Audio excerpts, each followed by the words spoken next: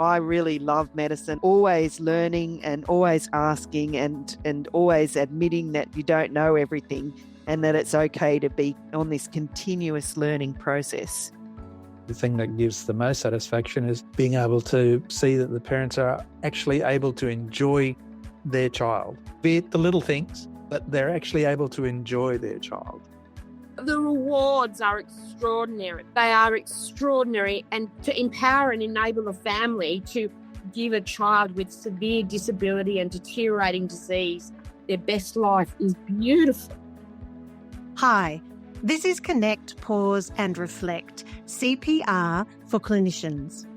In this series, we hear from paediatric clinicians from across Australia who joined us as part of a 4-year research project to share their reflections on the experience of delivering care for complex patients. Our hope is that their shared reflections may help others to feel empowered, more connected, and able to appreciate how they make a difference to patients and families and what sustains them in the many challenges they face.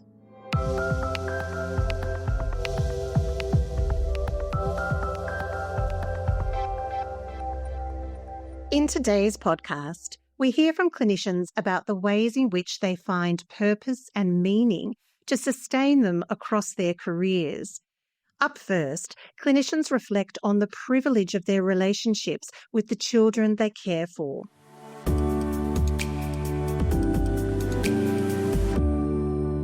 It's the children. I mean, they're a source of absolute relief to me. When I sit in my clinic and I play with a child, I just love it.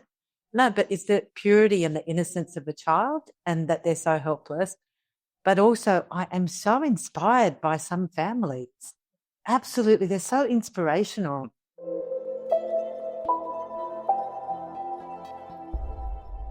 I meet some really gorgeous children.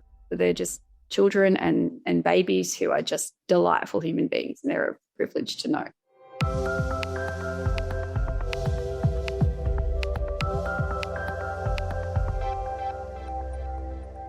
Clinicians also acknowledged the privilege of the connection and relationship established with families.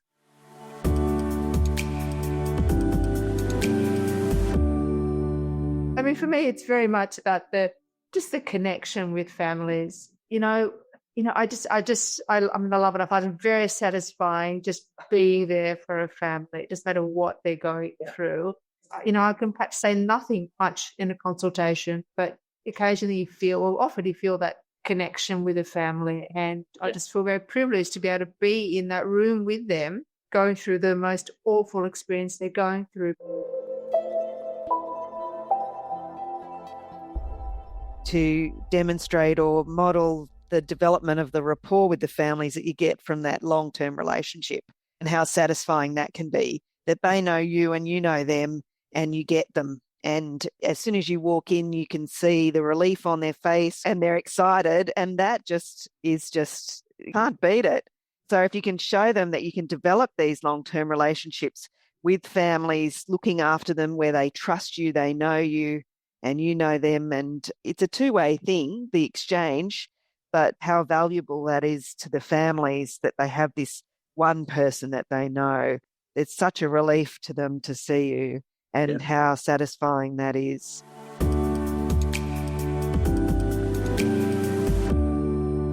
I feel very privileged to be able to sit with the patients. I can't imagine doing anything else with my life. Like it's not a calling, but it's like whatever the equivalent is. I really feel like this is where I'm meant to be. And I'm so grateful that like they kind of allow me to walk on their journey. Because it is a real privilege to like be let into that real kind of intimate moment with someone who's experiencing something very profound, and to be allowed to kind of walk that path with them is pretty amazing.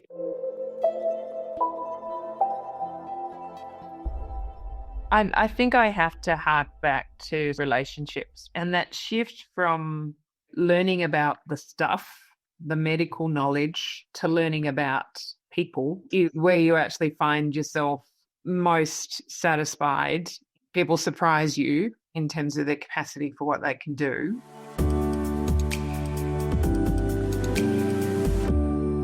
I feel like they've been some of the most real relationships I've ever had. And there are families whose children are now 30 who survive things they shouldn't have. And I occasionally have contact with those people, and it doesn't hurt. It reminds me that I did make a difference and there was purpose in what I was doing and it was real.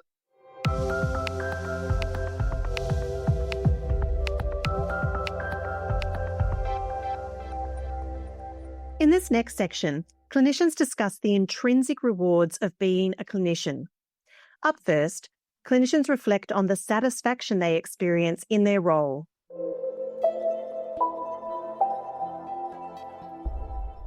At some level, what you do has to be satisfying to yourself. It has to feel an innate need that relates probably more to personality to anything else.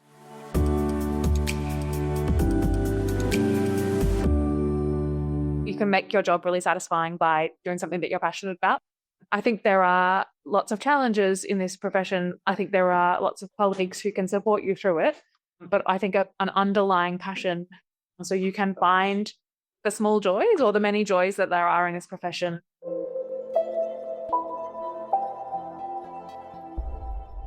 Part of being a general paediatrician is that we take pride in looking at the big picture rather than just at the individual system. So having I guess, good understanding and recognition of actually that's what we do and that's what we're good at, and that does give satisfaction.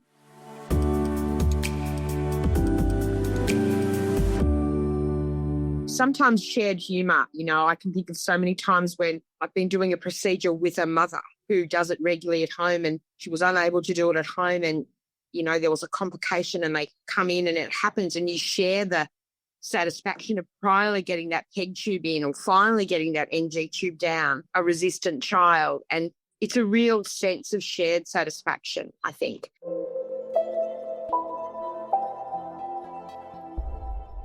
Sometimes you feel when you're helping people in this most precious moment, you really feel as if you've done a good job. And it's something about helping them to cope better, not fix the problem, but just helping them to be supported in other things. Then just like, this is why I did innocent. It just resonates. I earned my payback. This dealing with tragedy and hardship. If you do it well, it's so personally rewarding.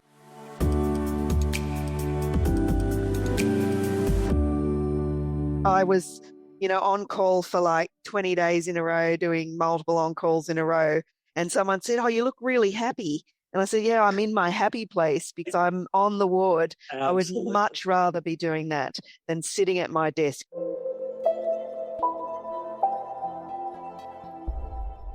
I think roles matter. And I think for me to try and perform in the role that I'm in, it's to give my most committed effort to the neurology of the moment, which is the job, and that I have done everything that I can do. And that certainly has given me consolation. And that means researching, consulting widely, committing time. I think that matters.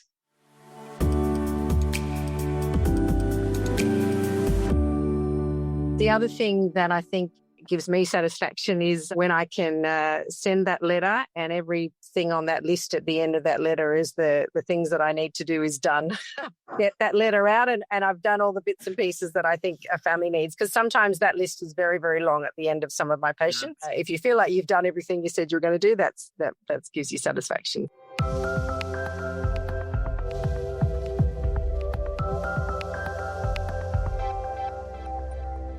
In addition to role satisfaction, clinicians reflected on the inherent joys of medicine, clinical reasoning, and continuing to learn. When I'm taking trainees, I've got the fellow on call with me or the trainees, that I try and instill enthusiasm for the medicine, that you demonstrate, how interesting medicine is and the satisfaction in that clinical reasoning process. And then just the fascination of medicine and the science of it. I really love medicine, always learning and always asking and always admitting that you don't know everything and that it's okay to be on this continuous learning process.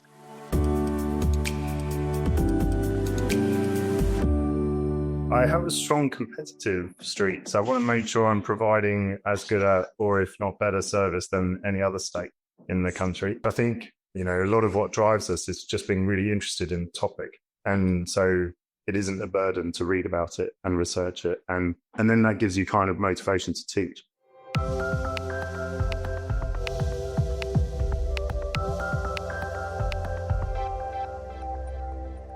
Clinicians further emphasise the added meaning of working together in a team.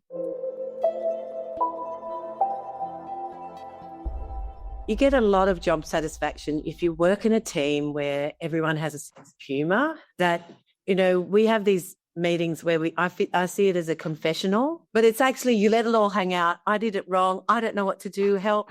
Difficult cases. I think that is, really important in a department.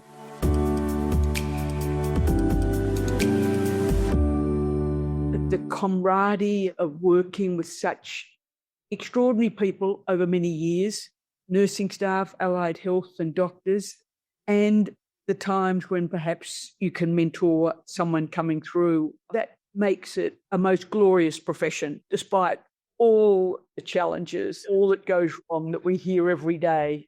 That's what I would say. Those relationships and their effect on you.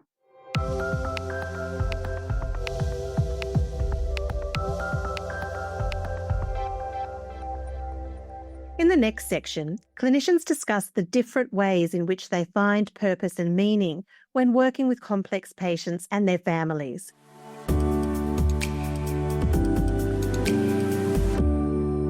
The satisfaction's two things. I think it's just being part of a team, feeling like you are supported and you can provide support to your colleagues, large or small. And I think in terms of the family, when you have a true sense that even when you don't really create huge change or improvement, you know that they understand you trying. And whilst ever I achieve that, I feel satisfied.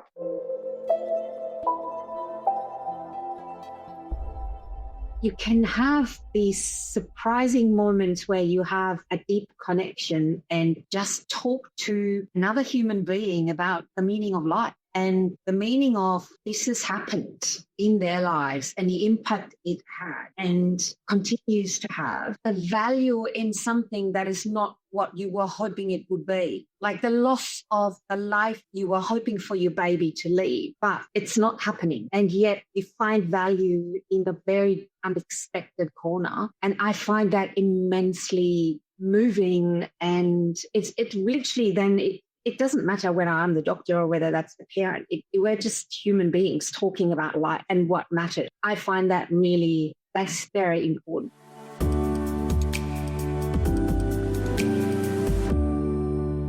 So I think it's making sure that you communicate and the family understand what the page they're on is, and then can be free to make decisions for quality of life purposes. It's if you can get that kind of journey, that is so satisfying. When a family does that, I am delighted because they have got onto the right page. If we can get families into that page early on in their journey, then they actually make the most of the short life that the child has. But that gives me a lot of satisfaction when families actually enjoy their child and do nice things with them.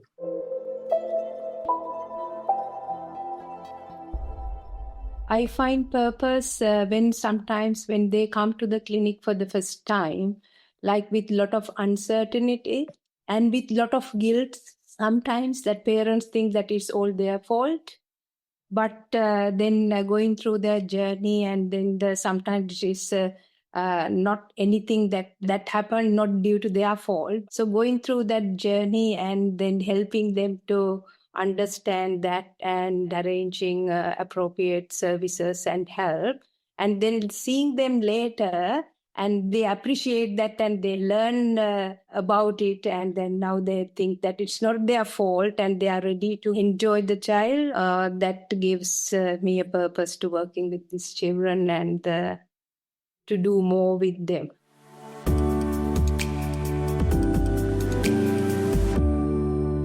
The rewards are extraordinary. They are extraordinary, and purpose. The purpose it gives you as a clinician and to empower and enable a family to give a child with severe disability and deteriorating disease their best life is beautiful. But the positive ones are not about necessarily saving the child's life. No. It's about answering the questions of the parent, relieving the child's symptoms, meeting the needs of the parent, letting them be a true consumer of what we offer and standing right there and understanding. Yeah, absolutely the positive experiences.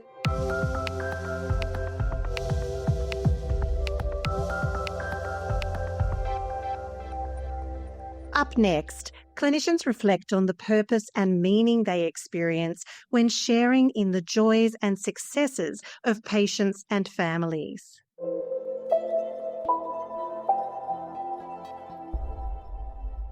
I think it's that relationship partnership which comes with that sense of gratitude is a source of satisfaction. And the other one that I think is a sense of satisfaction is just the little things, the little positives. When that child, whatever age it is, smiles at their parents, when they take their first steps and you see them come into clinic and they're 4 years of age and they've actually, been able to walk, those little joys, which are the same joys that his parents enjoy, we get to enjoy too.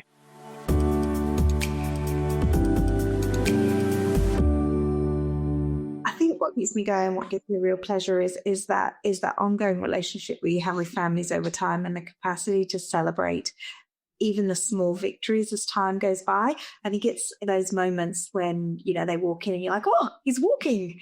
And there's been a real change, or he's toilet trained, and that letter did make a difference. I think those are the little things that I really, that's where I get pleasure in my job.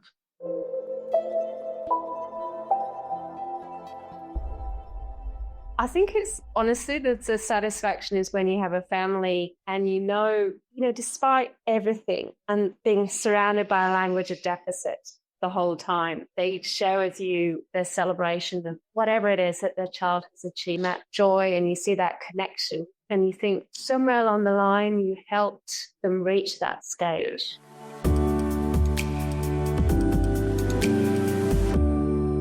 I think, from a satisfaction point of view, I get immense satisfaction from just the work every day, just, sharing joyful moments of interaction with the family and, just seeing them enjoy their child. And if you can witness these little moments, it just brings me such joy to see, severely disabled children who can interact and seek enjoyment from their parents. I'm always amazed at how, a child that you think has very little function can actually seek out a parental interaction. And I just love that.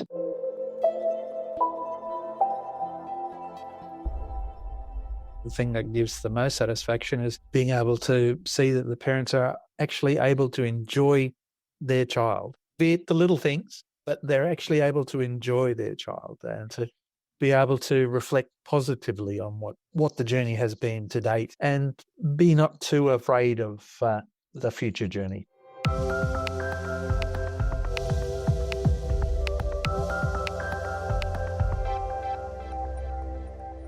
Finally, receiving heartfelt praise from families was considered an ultimate gift in finding purpose and meaning.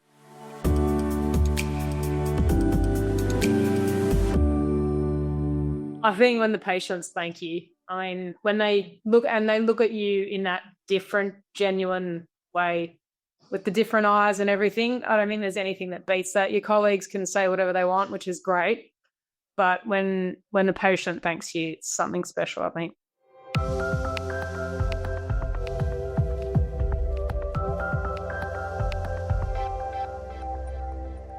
As we near the end of today's podcast, clinicians reflect on the importance of junior staff finding their own path by reflecting on the variety of roles available to them and identifying what fulfills them.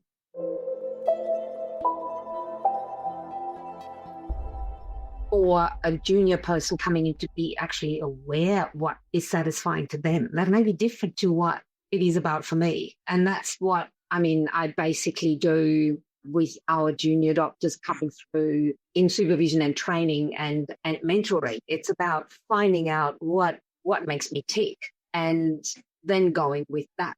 That will then inform or determine what choices I make along my career path.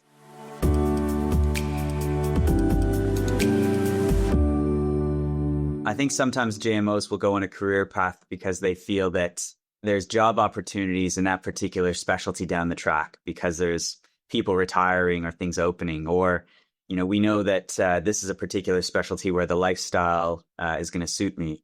But I think that your career in medicine is like a marriage. It's something that's long term, and you've got to do really what you want to do in your heart rather than make decisions necessarily purely on a strategic standpoint.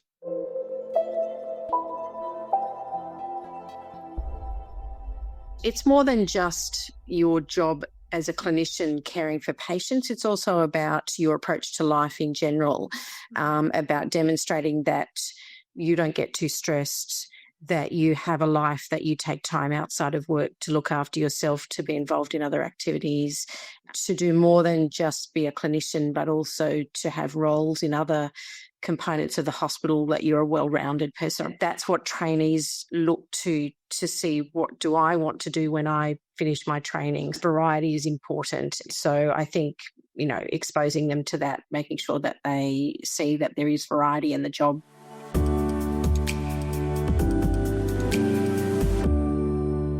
Depending, obviously, what area of specialty or generalism you end up with, each within our professional roles, we have teaching, we have admin, we have research. And, you know, for some people that provides a richness, and then for other people, no, that's just too much. I just want to focus on rooms and seeing patients. So that is, you know, is a point where people are developing that professional identity. We're kind of knowing the pathways as well as knowing of the experiences that are associated with each of those things is really important to be able to kind of flag. There will be challenges on the way regardless of which pathway I choose, but these are trodden paths. I think that's the important thing.